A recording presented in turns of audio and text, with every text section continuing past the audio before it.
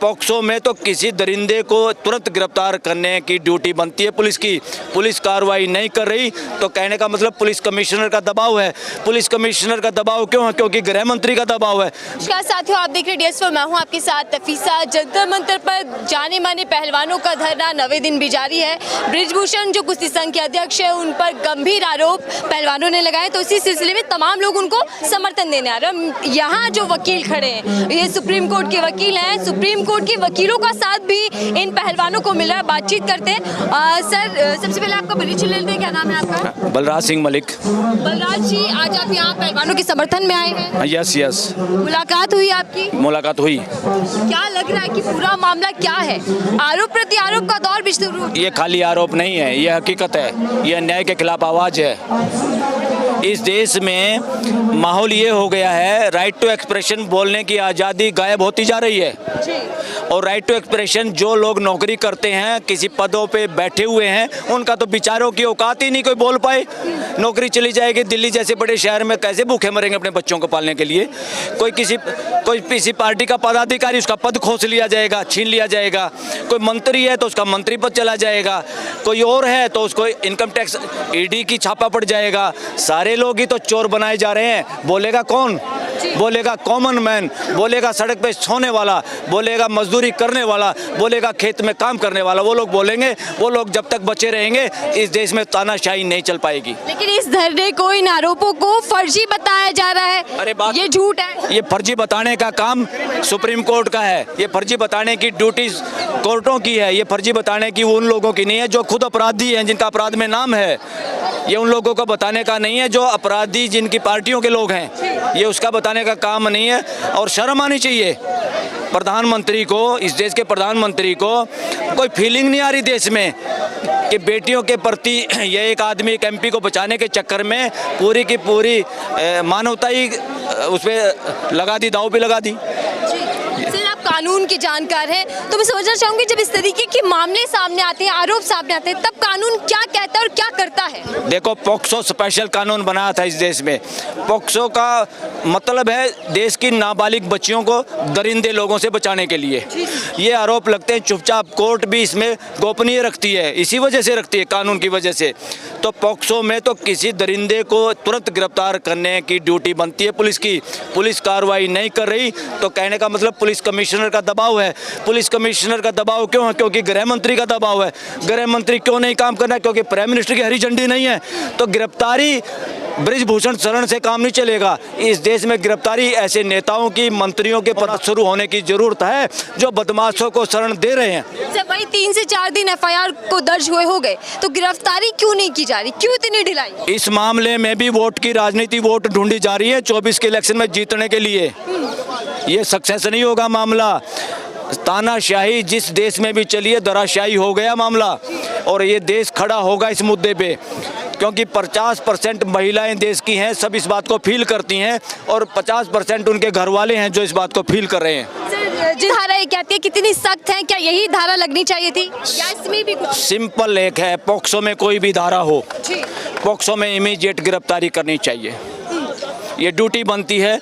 इसलिए कानून के जो मुकदमा दर्ज है, वहाँ भी डिमांड की जाएगी कि इन लोगों के खिलाफ कार्रवाई भी हो सकता है नेक्स्ट डेट पे सुप्रीम कोर्ट कुछ ऐसा करिश्मा करे कि जो लोग ये बचाने में लगे वो भी कोर्ट में बुलाए जाएं। सर, गिरफ्तारी तो अभी तक नहीं हुई, लेकिन हम बृजभूषण की बात करें तो तमाम चैनलों पर आकर मीडिया बाइट दे रहे हैं, खुद को बेकसूर कह रहे हैं और कह रहे हैं मैं इस्तीफा भी नहीं दूंगा। अरे भाई, उसको जो बुलवाया जा रहा है वो बोल रहा है, उसकी क्या औकात है बोलने की? ऐसा अपराधी जिसपे लगे हुए धाराएं और पॉक्सो का अपराधी हो, और उसको तो यहाँ झूठ की मशीन पे बिठा लेना, वो पता नहीं कितने अपराध बताएगा। कितनी बेटियां तो शिकायत में सामने नहीं हैं, और ऐसे चाहोगे क्या? ऐसे लुटियन जोन में बिठाओगे क्या? अरे, हम सबसे ज़्यादा इज्जत देके इन लोगों को लुटियन जोन में लाते, ये देश स्वीकार करेगा क्या? इस देश के बुजुर्ग माँ बाप स्वीकार करेंगे क्या कि हमारी बेटियां यहाँ इन दरिंदों का शिकार हों? तो पॉक्सो कानून ही दरिंदों से बचाने के लिए किया था।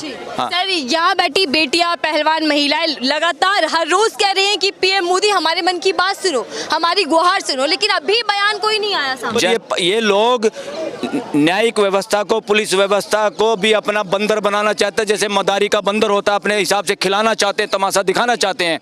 ये तो शुक्र है आज के दिन एक ऐसा चीफ जस्टिस है देश का जिसे बड़ी परेशानी है सरकार को, उसकी आत्मा जिंदा है और उसने ये मुकदमा अपने पास लिया है। नहीं तो सरकारी वकील ने तो बहुत कोशिश की कि एफआईआर दर्ज हो जाए तो मुकदमा खत्म जी करो। उन्होंने कहा नहीं, मैं देखूंगा, और वो देखेंगे और रिजल्ट तक आएगा। वो रोज ये जो हो रहा है यहाँ पे, वो सब चीफ जस्टिस भी उतना ही देख रहा है, उतना ही गृह मंत्री देख रहा है, उतना प्राइम मिनिस्टर देख रहा है। अभी प्राइम मिनिस्टर और गृह मंत्री को वोट नजर आ रही हैं और चंद्रचूड़ जी को इसमें अन्याय नजर आ रहा है। अब देखिए क्या होता है। सर, क्या सुप्रीम कोर्ट के जो वकील हैं बड़ी संख्या में वो यहाँ देखने को मिलेंगे, इन बेटों के साथ खड़े दिखाई देंगे? बिल्कुल, वैचारिक रूप में भी, फिजिकल रूप में भी, और हर तरह के सड़क पे भी दिखाई देंगे। आपको देखना पूरे देश में, यहाँ से शुरुआत होगी, पूरे देश का वकील कैसे खड़ा होगा देखना। ये वकीलों का सबसे बड़ा संघर्ष होगा देश का। ठीक है, बस आखिरी बात करते हैं। ब्रिजवाल तो ये भी उठा रहे कि एक ही अखाड़े को, एक ही परिवार को दिक्कत क्यों है, सुनो, और बाकी खिलाड़ी क्यों नहीं सामने आई? एक परिवार की है जो कुश्ती संघ पर कब्जा करना चाहता है, फोगाट परिवार के लिए आरोप लग रहे हैं। क्या है का किसने कब्जा कर लिया? ये लड़ाई सत्ता में बने रहने की है। बीजेपी और आरएसएस किसी भी इस देश को बांट के सत्ता में रहना चाहती है, वो भी वोट ढूंढ रही है।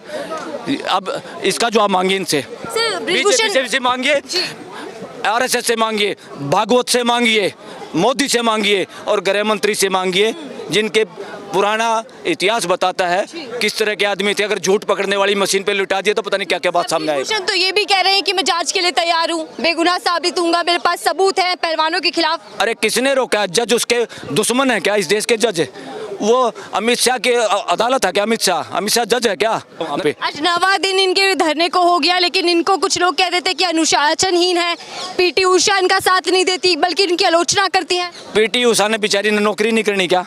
पीटी उषा पद से हटा दो, पीटी उषा बयान देना शुरू कर देगी। हटाओ तो सही। इस देश का कोई एमएलए बोल सकता है क्या? अदनी पार्टियों के एमएलए तो अपने चीफ मिनिस्टर के सामने बोल नहीं सकते, इस प्राइम मिनिस्टर से एमपी मिल नहीं सकते, अपनी अपनी मन की ठोक रहा है, लोगों की सुन रहा है क्या? अपने एमपी की सुनता है क्या?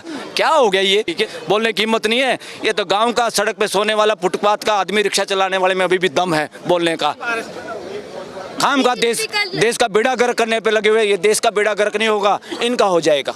लेकिन कल मोदी जी ने भी नारी शक्ति की बात की, बेटी बचाओ बेटी पढ़ाओ का नारा वापस दिया। वो नारी शक्ति चाहिए जो उसको वोट देती है, उसके झंडे उठाती है, उसके शाबाशी बोलती है, वो नारी शक्ति चाहिए। 40 मुकदमे दर्ज है ब्रिजभूषण पे।